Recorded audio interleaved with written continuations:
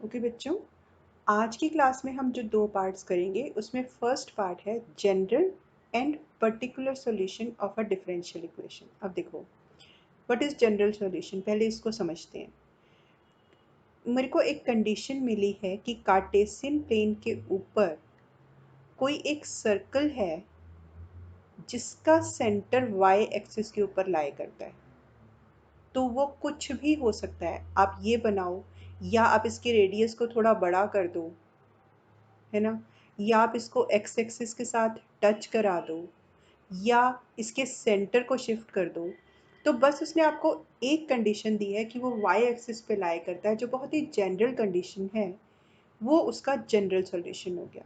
अब अगर मैं इसको लिखूं तो उसकी इक्वेशन बनेगी x square plus Y minus k whole square is equal to r square if 0k is centre and r is radius. ये दोनों इसके अंदर क्या है, आर्बिट्रेरी कॉन्स्टेंट्स। आर्बिट्रेरी कॉन्स्टेंट्स, ये आर्बिट्रेरी कॉन्स्टेंट्स क्या होते हैं बेटा? फर्स्ट लेसन में मैंने आपको बहुत अच्छे से बताया कि आर्बिट्रेरी और उसका क्या मतलब होता है, तो आप उसको देख लो। तो इसके अंदर दो आर्बिट्रेरी कॉन्स्टेंट्स हैं। तो ये कोई डबल ऑर्डर की, टू ऑर्डर की डिफरेंशियल इक्वेशन होगी जिसका ये जनरल सॉल्यूशन होगा। अब क्या हुआ, मैंने इसकी कंडीशंस को ना फिक्स कर दिया। जैसे मैंने कह दिया कि वो सर्कल वाई एक्सिस पे लाई करता है, सेंटर उसका, और उसका सेंटर है 0 6 और सर्कल का रेडियस है 3। अब ये पर्टिकुलर हो गया इस जनरल कंडीशन का एक पर्टिकुलर केस। सो अब जो इक्वेशन बनेगी वो पर्टिकुलर सॉल्यूशन बनेगी x square plus Y minus 6 whole square is equal to 9। So ये जो है आपके प्रॉपर कॉन्स्टेंट्स हैं और ये जो है आर्बिट्री कॉन्स्टेंट्स हैं, ठीक है। अब अगर वो मुझसे पूछता है कि अगर आपके पास कोई डिफरेंशियल इक्वेशन ऑफ ऑर्डर 2 है ना, ये उसने मुझसे क्वेश्चन किया कि कोई डिफरेंशियल इक्वेशन है जिसका ऑर्डर 2 है, तो how many arbitrary constants are there if general solution is given, तो आप कह दोगे 2, और if particular solution is given तो 0। यहाँ पर हमने अगर इसको कोई पर्टिकुलर वैल्यू दे दी है तो उसके अंदर कोई आर्बिट्री कांस्टेंट होगा ही नहीं। इस कॉन्सेप्ट को आप बहुत अच्छे से ध्यान में रख लो क्योंकि ये बहुत सारी तरह से यूज होने वाला है। Okay okay. और सेकंड पार्ट में हम करने वाले हैं कि अगर ये डिफरेंशियल इक्वेशन है तो ये उसका सॉल्यूशन है ना। क्या मतलब होगा कि अगर हमारे पास जैसे कोई डिफरेंशियल इक्वेशन दे रखी होती है तो हम उसको इंटीग्रेट करते हैं, और इंटीग्रेट करने के बाद हमारे को एक फंक्शन मिल जाता है ना। वो जो फंक्शन होता है वो उस डिफरेंशियल इक्वेशन का सॉल्यूशन होता है। अब अगर मुझे वेरीफाई करना है कि क्या ये वाला फंक्शन इस डिफरेंशियल इक्वेशन का सॉल्यूशन है, तो मैं इसको डिफरेंशिएट कर दूंगी। और डिफरेंशिएट करने के बाद अगर मुझे ये इक्वेशन मिलती है तो यस, ये इसका सॉल्यूशन है। ठीक है, तो ठीक है, हम इसको डिफरेंशिएट करते हैं। y dash is equal to sine X into X, product rule लगा, तो ये आपके पास बन गया x cos x plus sign x। अब मैं राइट हैंड साइड पर गई, ये तो रिजल्ट यहाँ पर किसी भी तरह से मैच नहीं करता, तो ठीक है, कोई बात नहीं, हम अपने रिजल्ट को गिवन रिजल्ट के हिसाब से थोड़ा सा मैनिपुलेट कर लेंगे। जैसे आपको लग रहा है यहाँ पर एक ये x एक्स्ट्रा है जो हमारे पास नहीं है, तो हमने क्या किया, पूरी इक्वेशन को x से बोथ साइड्स मल्टीप्लाई कर दिया। ये बन गया X Y dash is equal to X square cos X plus X sine X. फिर वापस हमने डिफरेंशियल इक्वेशन के पास गए। ठीक है, x साइन एक्स तो मैं y लगा सकती हूँ, ये पार्ट भी हो गया। तो X Y dash is equal to plus Y, ये हो गया। अब मुझे एक्स स्क्वायर कॉस एक्स को इसमें कन्वर्ट करना है। y है, इसका मतलब मुझे साइन एक्स मिलना चाहिए, तो एक x तो मैंने अंदर छोड़ा और एक मैं यहाँ पर ले गई। कोई डिफरेंस नहीं है ना। ठीक है, ये x तो आपके पास यहाँ रहा, ये रहा एक्स स्क्वायर, इसको आपने कर दिया 1 माइनस साइन स्क्वायर एक्स, ठीक है, और ये हो गया आपके पास प्लस वाई। अच्छा, इसी को अब आगे आप कर दो, X Y dash is equal to X under root of X square minus x square sine square X plus Y हो गया। X Y dash is equal to X under root of X square, इसकी जगह मैं फिर से Y से लिख सकती हूँ, प्लस वाई। तो आपके पास ये कंडीशन आ गई। तो यस, हमने वेरीफाई कर दिया जो उसने हमें कहा था। एक और क्वेश्चन लेते हैं, y is equal to 1 plus X square. Okay, यहाँ तो मुझे y डैश सीधा सीधा ही दिख रहा है तो मैंने लिख दिया, इसका डिफ्रेंशिएट किया, y dash is equal to 1 upon 2 under root of 1 plus X square into 2x। अब मैं अपने सॉल्यूशन पर गई, इस पर डिफरेंशियल इक्वेशन पर। यहाँ पर एक y एक्स्ट्रा है ना।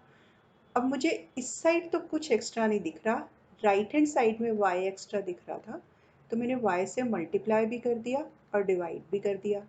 ये बन गया एक्स वाई अपॉन वाई को क्या मैं वापस under root of 1 plus X square लिख दूँ, क्योंकि रिजल्ट मुझे कुछ ऐसा ही कह रहा है।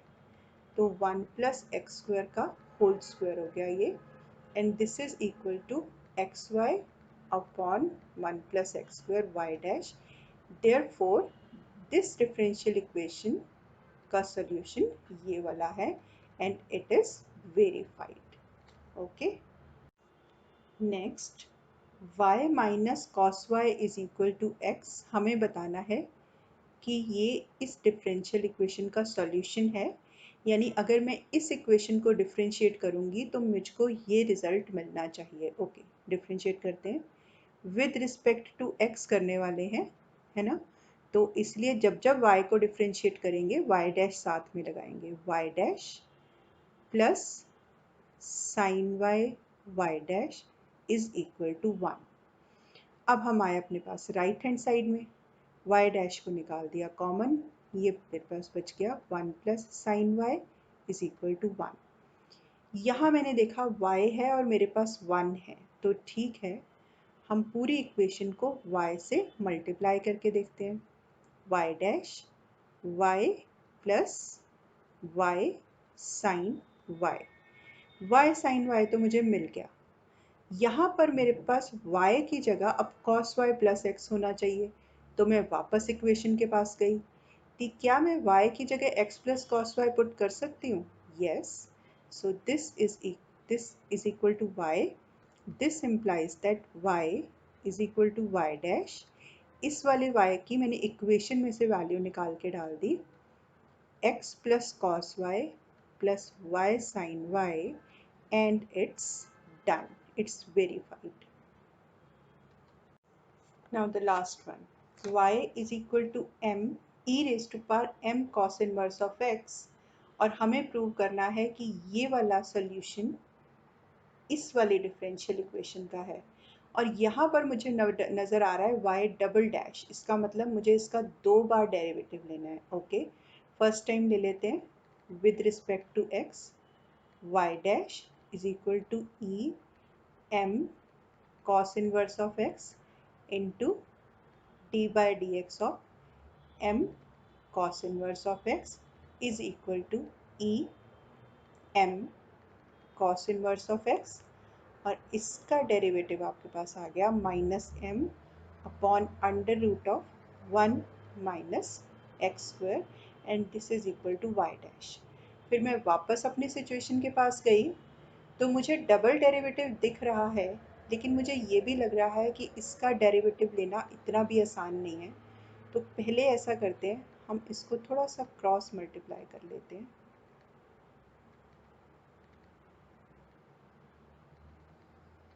है ना। उससे मेरे को आसानी क्या होगी कि मैं इसकी जगह सीधा वैसे y भी लिख सकती हूँ, यस m आना चाहिए, इसकी तरह मैं सीधा y भी लिख सकती हूँ। चलो अब हम इसको करते हैं again differentiating with respect to x, लेकिन उससे पहले आप इसको रिप्लेस कर देते हैं y से। एक इक्वेशन और लिख लेते हैं, under root of 1 minus x square Y dash is equal to minus m y। ठीक है, ओके। अब अगेन अगर हम डिफ्रेंशिएट इसको करें तो, और अगर हम इसको डिफ्रेंशिएट करने से पहले स्क्वायरिंग बोथ साइड्स कर दें तो ये और भी इजी हो जाएगा। आप देख रहे हो बेटा, मैं 1 मिनट पहले सोचती हूँ अगर, तो मेरे सॉल्यूशंस काफ़ी इजी होने लग जाते हैं, है ना।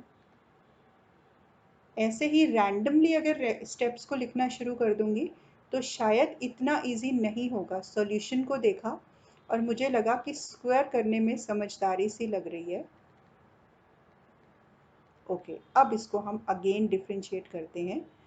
1 minus x square as it is, 2 y dash y double dash minus, product rule लगा के इसका डेरिवेटिव हो गया -2x, और y डैश का whole square is equal to 2m square y dash.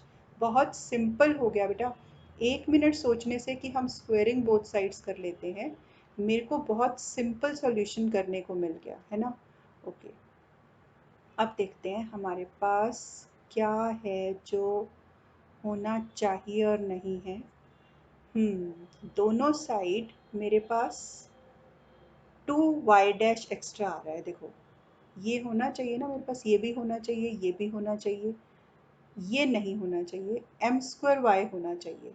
तो इसने मुझे आइडिया दिया, मैं हर टर्म को डिवाइड कर दूं, divide every term by 2y dash. तो जब आप पहली वाली टर्म को 2y डैश से डिवाइड करोगे तो आपको सिर्फ ये मिल जाएगा, इसको करोगे 2y डैश से तो आपको ये मिल जाएगा, और इसको करके इस साइड ले आओगे तो m square y is equal to 0 and hence it is proved. Okay, done. इस पार्ट में तो इतना ही बेटा। नेक्स्ट पार्ट से ना हम इसका उल्टा प्रोसेस शुरू करेंगे। हम डिफरेंशियल इक्वेशन से उसका सॉल्यूशन निकालेंगे, ठीक है। उसमें 3 तरह के आपके पास टाइप्स होंगी, वो तो हम करेंगे कवर, लेकिन उससे पहले एक ज़रूरी बात क्या है कि जो हम करने वाले हैं ना solve equations, those will be ordinary differential equations. मतलब कि हम सिर्फ फर्स्ट ऑर्डर वाली डिफरेंशियल इक्वेशंस को सॉल्व करेंगे, हायर ऑर्डर्स में हम नहीं जाएंगे, ठीक है। तो उनको सॉल्व करने के हमारे पास 3 वेज हैं। हम पहले अपनी इक्वेशन को चेक करते हैं कि क्या हम उसके वेरिएबल्स को सेपरेट कर सकते हैं। वैसे हम ये नेक्स्ट सेशन में करेंगे, पर अगर आपके पास इंट्रोडक्शन होगी तो बेटर रहेगा। फर्स्ट लेसन होगा आपका वेरिएबल सेपरेबल का, दूसरा होगा होमोजीनियस इक्वेशंस का, होमोजीनिटी क्या होती है उसी में देखेंगे, और जो थर्ड पार्ट होगा वो होगा आपका लीनियर का, लीनियर डिफरेंशियल इक्वेशंस का, ठीक है। So this part is over here, okay.